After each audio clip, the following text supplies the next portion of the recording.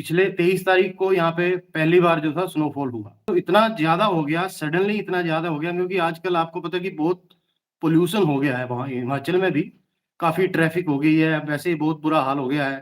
तो उस चक्कर में जो स्नोफॉल हुआ तो एक रात में ही इतना स्नोफॉल हुआ, जिन जगहों पे स्नोफॉल नहीं होता था बेसिकली, इवन मेरे गाँव में भी 40 साल के बाद पहली बार बर्फ़ पड़ी है। आजकल अचानक जब बर्फ़ पड़ती है तो आस-पास के जो पंजाब वाला एरिया, हिमाचल वाला लगता है, वहाँ के जो जैसे पठानकोट हो गया, होशियारपुर, लुधियाना ऐसे जो सिटी हैं, वहाँ के लोग इकट्ठे ही एकदम ही पहाड़ों की तरफ रुख करते हैं। तो आजकल ये स्थिति देखी गई है कि बहुत जाम जो है ना, ट्रैफ़िक जाम बहुत हो गया है और जो लोग इतनी भीड़ इकट्ठी आ जाती है, तो लोग पहुँच ही नहीं पाते हैं जो एक्चुअल स्पॉट होता है।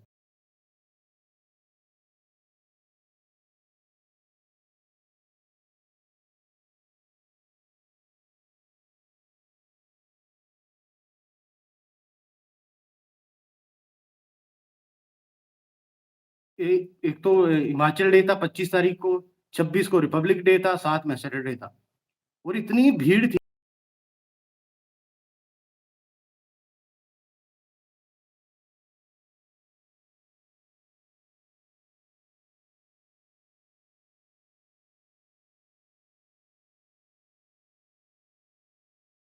तो प्रशासन का भी कोई इतना अहम रोल नहीं होता है। मौजूदा सरकार क्या सही काम कर रही है? आम हिमाचल वालों के क्या ज़हन में आ रहा है? हिमाचल में क्या है कि सरकार काम तो कर रही है, पर अभी क्योंकि सेंटर में बीजेपी सरकार है, हिमाचल में कांग्रेस सरकार है। तो हिमाचल को अभी यही रोना हो रहा है, हिमाचल की सरकार यही बोलती है कि भई मोदी हमें कुछ भी नहीं दे रहा है। उस चक्कर में बहुत सारे काम जो है वो रुके पड़े हैं। नमस्कार, मेरा नाम हैदर अब्बास नकवी है और आप लोग मुझको इस वक्त द स्वतंत्र पर देख रहे हैं। जैसा कि मौसम ने करवट बदल दी है और पहाड़ों में बर्फबारी शुरू हो गई है, जिसका असर पंजाब, हरियाणा और दिल्ली में भी देख सकते हैं। आप देख सकते हैं कि किस तरह से हम लोग जैकेट पहनकर बैठे हुए हैं। तो हम आज आपको बताएंगे हिमाचल में जो बर्फ पड़ी है उसका क्या असर हिमाचल में पड़ रहा है। इसको समझने के लिए आप देख सकते हैं कि हमारे बराबर की विंडो में मनोज शर्मा जी हैं, वरिष्ठ पत्रकार हैं, हमारे सहयोगी रहे हैं एनडीटीवी में, फिर ये दिल्ली छोड़कर हिमाचल में अपने घर पे जाकर बस गए हैं, एक बढ़िया जिंदगी जी रहे हैं बर्फ के साथ। मनोज भाई, बहुत बहुत शुक्रिया द स्वतंत्र के साथ जुड़ने के लिए। क्या हाल है इस वक्त हिमाचल का, अगर समझे तो किस तरह से समझा जाए? हैदर भाई आपका बहुत-बहुत धन्यवाद। अभी एक्चुअली आजकल पिछले 23 तारीख को यहाँ पे पहली बार जो था स्नोफॉल हुआ और स्नोफॉल जो हुआ था 23 तारीख को तो इतना ज़्यादा हो गया, सडनली इतना ज़्यादा हो गया क्योंकि आजकल आपको पता है कि बहुत पॉल्यूशन हो गया है वहाँ हिमाचल में भी, काफ़ी ट्रैफ़िक हो गई है, वैसे ही बहुत बुरा हाल हो गया है। तो उस चक्कर में जो स्नोफॉल हुआ तो एक रात में ही इतना स्नोफॉल हुआ, जिन जगहों पे स्नोफॉल नहीं होता था बेसिकली, इवन मेरे गाँव में भी 40 साल के बाद पहली बार बर्फ़ पड़ी है। तो और हमारा जो पूरा एरिया है, जैसे मैं जहाँ पे अपना मेरा एक छोटा-सा कैफ़े भी है यहाँ पे, बीड़ बिलिंग आपने एक जगह सुनी होगी, जहाँ पे पैराग्लाइडिंग होती है। एशिया का नंबर 1 टेक ऑफ स्पॉट है वो। तो वहाँ पे स्नोफॉल हुआ तो कम से कम 4-4 5-5 फीट हो गया था 3-3 4-4 घंटे में ही।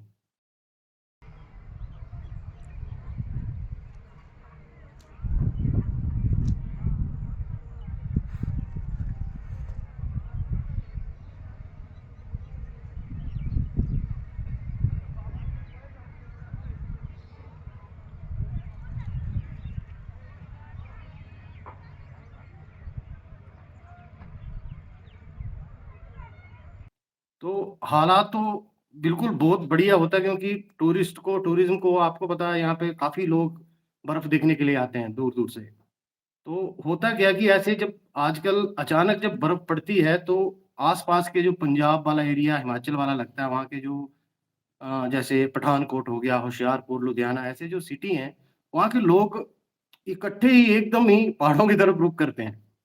तो होता तो बढ़िया है, सब लोगों को फ़ायदा होता है, पर एकदम जब भीड़ आ जाती है तो इतना आपको पता प्रशासन का इतना इंतज़ाम कुछ होता नहीं, पुलिस, ट्रैफ़िक वग़ैरह आपको पता बहुत कम है हिमाचल में। तो आजकल ये स्थिति देखी गई है कि बहुत जाम जो है ना, ट्रैफ़िक जाम बहुत हो गया है और जो लोग इतनी भीड़ इकट्ठी आ जाती है, तो लोग पहुँच ही नहीं पाते हैं जो एक्चुअल स्पॉट होता है। और मतलब कि हम लोग देख भी रहे हैं कि लोग ट्रैफिक में फंसे हुए हैं और एक साथ लंबी-लंबी कतारें लगी हुई हैं। हाँ जी, जी हैदर भाई। एक्चुअली बहुत बुरा हाल हो जाता है यहाँ पे क्या कि एक्चुअली ट्रैफ़िक का सबसे बड़ा रीज़न ये भी है कि जैसे ही लोग बाहर से आते हैं बर्फ़ देखने के लिए और साथ में लोकल जो पब्लिक है वो भी अपनी फ़ैमिली के साथ तो निकलती है। तो आस-पास गाड़ियाँ जहाँ बर्फ़ दिखती है, वहीं आस-पास रोड के आस-पास गाड़ियाँ लगाना शुरू कर देते हैं। तो ये भी देखा गया है कि उस वजह से भी जहाँ भी आप अननेसेसरी गाड़ियाँ कहीं पार्क करते हैं, इस वजह से 3-3 4-4 घंटे का ट्रैफ़िक जैम लग रहा है आजकल जो बड़े-बड़े टूरिस्ट स्पॉट है। इवन जो मनाली और कुल्लू तो आपको पता ही है, वहाँ तो हर साल जब बर्फ़ पड़ती है तो दुनिया भर की भीड़ होती है और ट्रैफ़िक में 3-3 घंटे लोग फँसे रहते हैं। इवन इस बार हमारा जो बीड़ बिलिंग का जो एरिया है, वहाँ भी काफ़ी टूरिस्ट होते हैं, पर यहाँ पे ट्रैफ़िक जैम नहीं होता था। पर इस बार यहाँ भी लोग ढाई 3-3 घंटे जो फँसे रहे। हैदर भाई मैं एक बात सुनाता हूँ आपको, इसमें क्या होता है कि हमारे जो वहाँ पे पायलट हैं, मेरे कोई अपने 1-2 कोलीग हैं, वो लोग मेरे को कल बता रहे थे कि ए एक तो हिमाचल डे था 25 तारीख को, 26 को रिपब्लिक डे था, साथ में सैटरडे था। और इतनी भीड़ थी कि वो बेचारे बोल रहे थे यार कि बर्फ 2 दिन पहले पड़ जाती ना तो हमारे को 4-4 5-5 फ्लाइंग 1 दिन की होती है। तो जैसे ही गाड़ियाँ ऊपर 3-3 4-4 किलोमीटर रोड जाम हो गया, तो बेचारे पूरा अपना किट लेके ऊपर 3 किलोमीटर पहाड़ी चढ़ेंगे फिर फ्लाइंग करवाते थे। तो उन लोगों को बेसिकली बहुत घाटा भी हुआ है इस चीज़ में। तो ट्रैफ़िक से मतलब लोग बहुत बुरा हाल है मतलब ट्रैफ़िक इतनी हो जाती है ना 2-2 3-3 घंटे अगर आप बर्फ देखने आओ तो पक्का फँसोगे ऐसे एरिया में। मनोज भाई एक चीज़ हम ये भी समझना चाहेंगे, हमारे दर्शकों को समझाइए कि इस तरह के हालात तो अगर पहाड़ है तो बर्फ पड़ेगी, तो सरकार के क्या इंतज़ाम नहीं हो पाते? कहाँ पे लैक हो जाती है सब चीज़ें? एक्चुअली इसमें बेसिकली ये चीज़ है कि है पब्लिक तो मतलब पुलिस तो होती है, ट्रैफ़िक है, पर अनएक्सपेक्टेड ही जब बर्फ़ पड़ जाती है, पता तो होता नहीं कि कब होगी। 2 दिन जैसे अभी भी आज मौसम काफ़ी ख़राब हो गया है, आज रात को भी बर्फ़बारी होगी तो पूरा भर जाएगा। पर जब नहीं है, पुलिस का उतना इंतज़ाम नहीं होता क्योंकि हिमाचल में बहुत जैसे मेरा यहाँ पे भीड़ में ही एक एक थाना है, वहाँ पे कम से कम 8-10 लोग हैं। 8-10 लोग या तो पहले नीचे ट्रैफ़िक कंट्रोल करते हैं, फिर ऊपर जब हाइट में जाते हो आप कम से कम 8000 फीट पे, तो वहाँ एक आध बंदा होता है, उससे कंट्रोल नहीं होता। तो पुलिस भी प्रशासन इसमें क्या कर सकता है आप बताओ? लोगों को खुद देखना पड़ेगा कि यार आप प्रॉपर गाड़ी ऊपर से जैम लगने का सबसे बड़ा ये भी है कि लोकल जो लोग हैं ना, वो भी पब्लिक अपना ट्रांसपोर्ट यूज़ नहीं करते। वो भी अपनी घर से गाड़ियाँ उठाएँगे और जहाँ अपना मतलब 100, 200 गाड़ी एक साथ लाइन में लगा के यही है। तो प्रशासन का भी कोई इतना अहम रोल नहीं होता है। मनोज जी एक ये भी समझना चाहेंगे जैसे कि आप हिमाचल में रह रहे हैं, तो इस तरह की अगर बर्फ होती है तो जो लोकल रेसिडेंट हैं, वो लोगों की क्या तैयारी होती है और किस तरह से उनके जीवन में प्रभाव पड़ता है? किस तरह से वो तैयारी रखते हैं और कहाँ पर क्या चीज़ें होती हैं? हाँ, हैदर भाई एक्चुअली जो जैसे बहुत ऊपर हाइट वाले होता है मतलब काफ़ी आप रख लो कि जहाँ बहुत ज़्यादा बर्फ़बारी होती है, तो लोग उनको पता है कि यार 2-3 दिन में मौसम ख़राब हो रहा है। एक्चुअली बर्फ़ जब पड़ती है तो आपको 1-2 दिन पहले ना हल्का ठंड और बारिश हल्की-हल्की शुरू हो जाती है।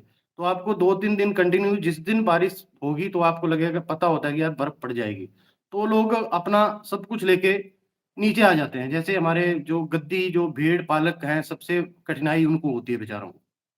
वो लोग क्या करते हैं कि जैसे ही उनको पता होता है कि 2-3 महीने में तो 2 महीने पहले ही वो अपनी भेड़ सारी आके नीचे प्लेन वाले एरिया पे आ जाते हैं। जैसे हमारा जो घर है वो थोड़ा प्लेन वाला क्योंकि कभी-कभी बर्फबारी होती है। तो आस-पास जैसे टूरिज़्म से जो रिलेटेड लोग हैं, वो तो पूरी तैयारी करके रखते हैं। आपको पता ही है क्योंकि उनको तो एक मेला ही हो जाता है यार कि लोग आएँगे, यही सीज़न होता है हम तो बाकी इसमें सबसे वो तो बिजली का बहुत मुश्किल हो जाती है।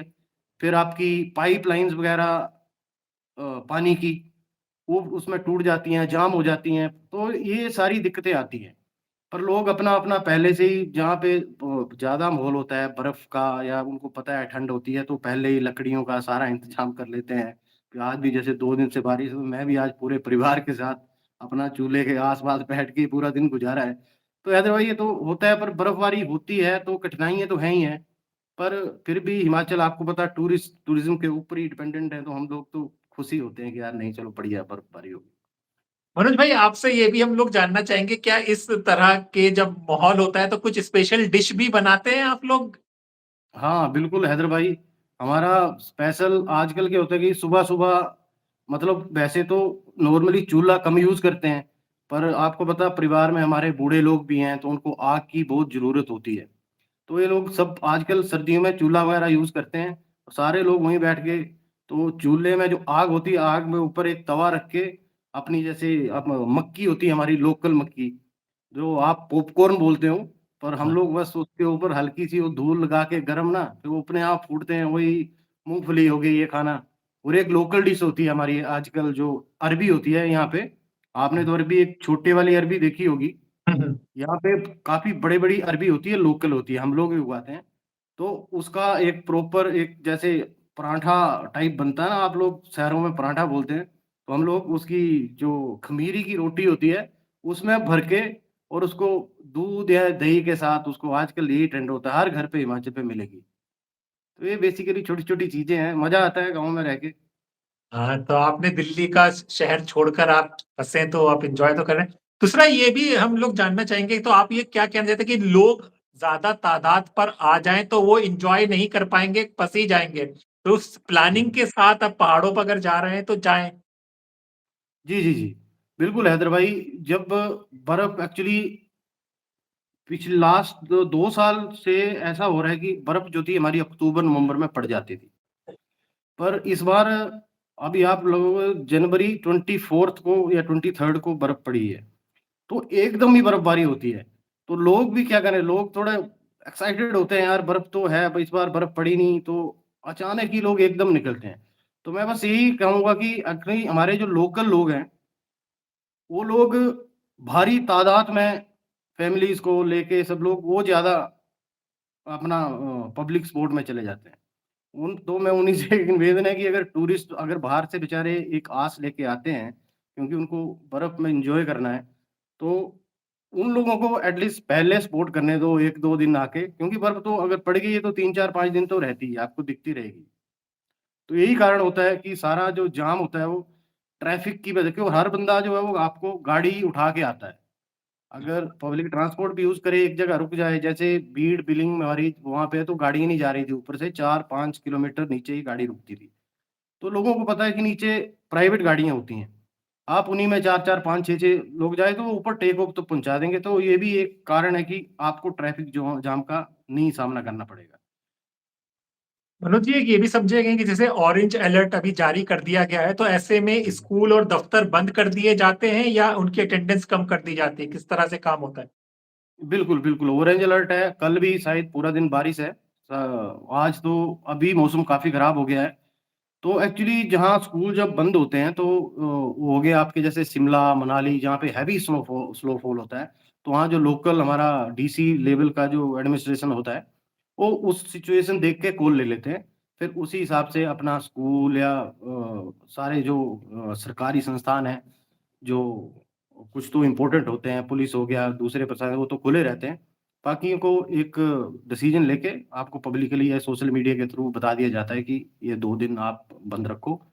तो ये सारा एहतियात तो बरती है खैर हिमाचल प्रशासन भी बहुत सही से काम करता है, क्योंकि सिचुएशन होती है अभी पड़ गई तो हो सकता है कि 5-6 दिनों में स्नोफॉल नहीं होगा उसके बाद। फिर एकदम बारिश हुई तो ऐसे ही है पर एक हो गया कि अभी हैदर भाई स्नोफॉल ना अब धीरे-धीरे कम होता जा रहा है, हुँ।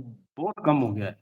आप देख लो कि अक्टूबर में पिछले से पिछले मतलब 2024 अक्टूबर में ही स्नोफॉल हो गया था। तो जो अक्टूबर में स्नोफॉल होता है वो आपका बहुत टाइम तक रहता है, क्योंकि ठंडा रहता है मौसम फिर द दिसंबर में भी जनवरी अब जो हमारी बर्फबारी हुई है इससे हालात थोड़े क्या हो गए हैं, बहुत खराब हो गए हैं। लोग ट्रैफिक देखते हैं फिर सोचते हैं यार क्या जाना है, क्यों बचना है? जैसे 4-4 घंटे अगर कोई ट्रैफिक में ही फँसा रहा तो उसको ना खाना मिलेगा, ना पानी मिलेगा क्योंकि प्रॉपर जगह पे नहीं पहुँच पाता है। तो ये सारी सिचुएशन आती हैं तो खैर मनोज जी बस हम चलते-चलते आपसे ये भी जानेंगे कि मेट्रो में रहने वाले लोग पहाड़ के जीवन को समझ नहीं पाते उतना जो रहता है वो महसूस करता है। तो ऐसे में इस तरह के माहौल या आम अगर हिमाचली या दूसरे पहाड़ का देखें तो उनकी एक वास्तविक क्या समस्याएँ वो लोग फेस करते हैं जो नहीं आ पाती मुख्य धारा, ना मीडिया लेता है, ना वो चीज़ें रहती हैं? हाँ, एक्चुअली हैदर भाई बाहर से जो मेट्रो से लोग आते हैं, इसमें भी आपको अलग तरह के जो टूरिस्ट होते हैं आपको देखने के मिलेंगे।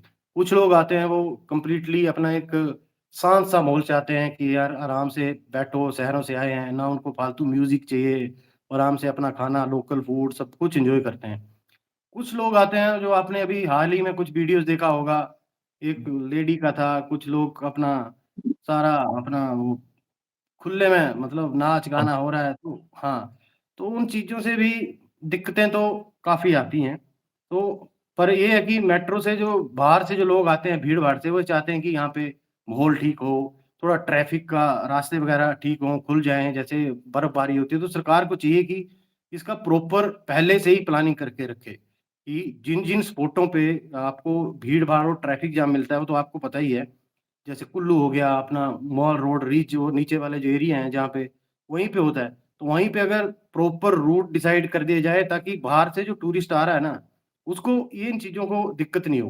क्योंकि टूरिस्ट यहाँ से जाएगा वो यही मैसेज देगा यार वहाँ जाना क्या करना है 3-4 दिन जाओ, अपना घूमो-फिरो, पैसा भी खर्च करो और ट्रैफिक भी झेलो और जो चीज़ एन्जॉय करने आए वो हो नहीं पाती। कुछ लोगों को तो रास्ते में बेचारों को गाड़ियाँ फँस जाती हैं, बच्चों के साथ रोड पे पूरा दिन रात-रात काटनी पड़ती हैं, तो मुश्किलें तो हो ही जाती हैं खैर। मनोज जी बस चलते-चलते एक और पूछेंगे, ज़्यादातर लोग जो बाहर से आते हैं शिमला, कुल्लू, मनाली इसी को जानते हैं।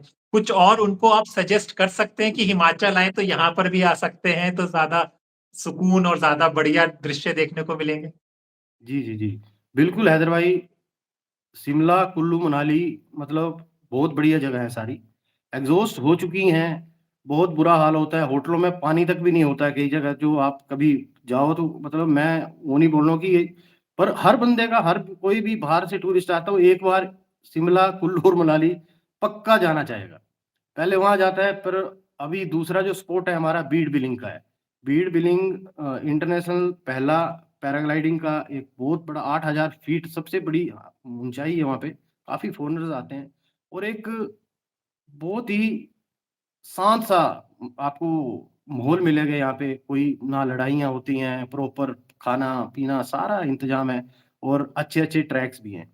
एक राजगुंडा करके एक जगह है कांगड़ा वैली में और एक बरोट वैली करके है जो एक प्रॉपर रिवर है, आपने सुना होगा। वहाँ भी अच्छी कैंपिंग है, तो इन जगहों पे ट्राई करना चाहिए। वैसे अभी मनाली, कुल्लू से हट के लोग जो हैं वो लेह और लद्दाख बहुत जा रहे हैं, शायद आपको हुँ। पता होगा। पर लेह लद्दाख में भी अब ऐसी ही भीड़ शुरू हो गई है।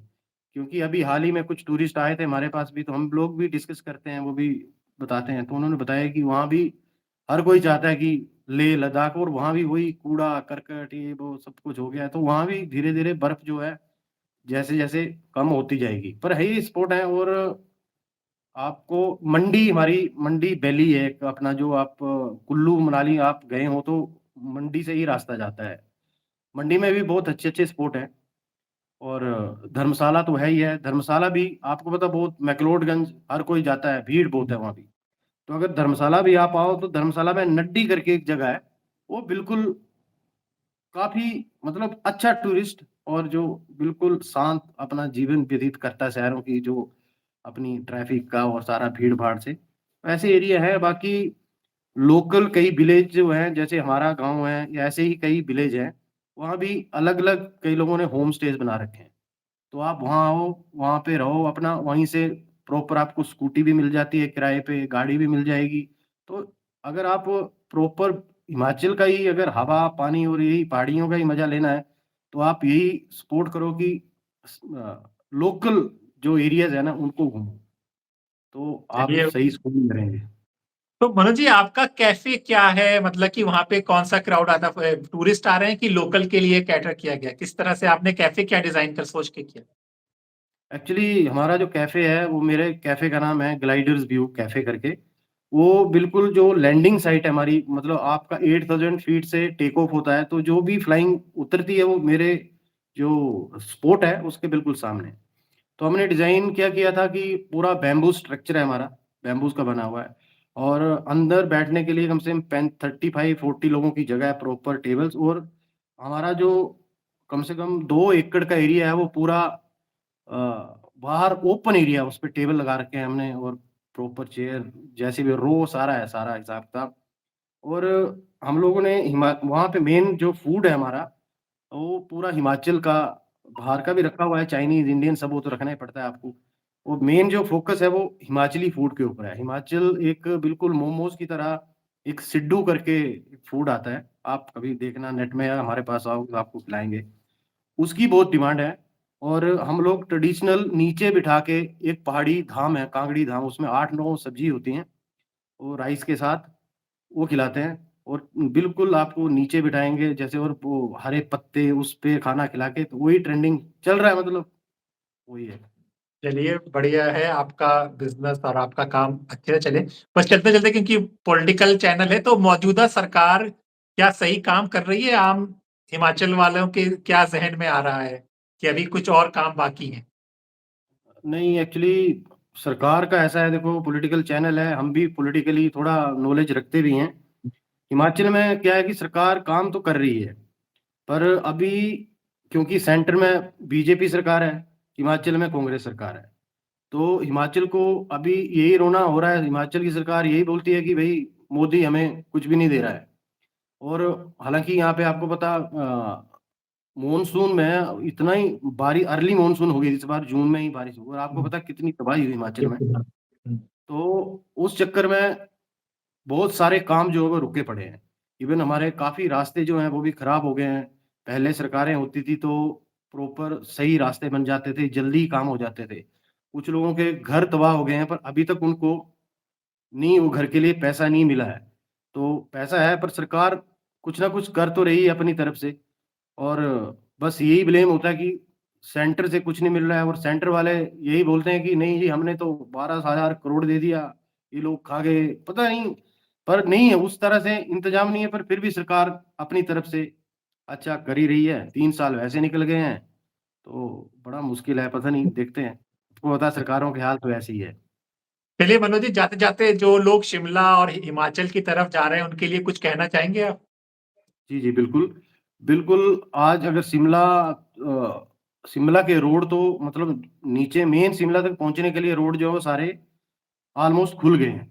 मतलब प्रॉपर काम हो रहा है उसपे और मनाली में भी ट्रैफ़िक का मैंने आपको वजह बता दी कि ट्रैफ़िक जैम किस लिए लगता है। तो आप पहले ही पर ये भी है कि आप सोशल मीडिया पे कई बार ये वीडियो जो है पुरानी भी डाल देते हैं लोग। हाँ, तो उसके लिए आप सतर्क रहें और लोकल चैनल को फ़ॉलो करें इधर, जो भी जो होता है रेगुलर वो तो आप देखोगे तो आपको इन्फॉर्मेशन मिल जाएगी। और आजकल सोशल मीडिया में कोई भी कहीं की वीडियो डाल देगा, नहीं जी पुराना फ़ोटो आ जाएगा, इतनी हज़ार गाड़ियाँ 4 घंटे से लोग फँसे, ऐसा नहीं है।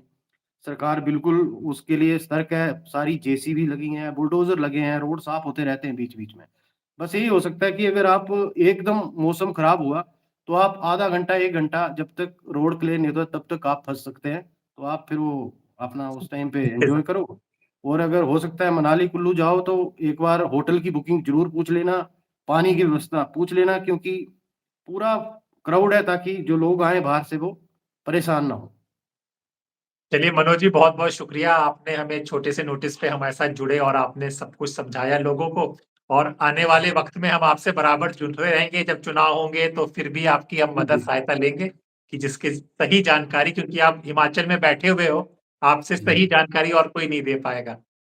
ठीक है, हैदर भाई आपका बहुत-बहुत धन्यवाद। बड़े दिनों के बाद हम ऐसे मिले हैं। ठीक है चलो सर, थैंक यू जी। धन्यवाद। तो दोस्तों आज खबर हिमाचल से तो अपने दोस्त हैदर अब्बास नकवी को इजाज़त दीजिए। फिर होगी मुलाकात ऐसी किसी चर्चा के साथ, तब तक के लिए नमस्कार।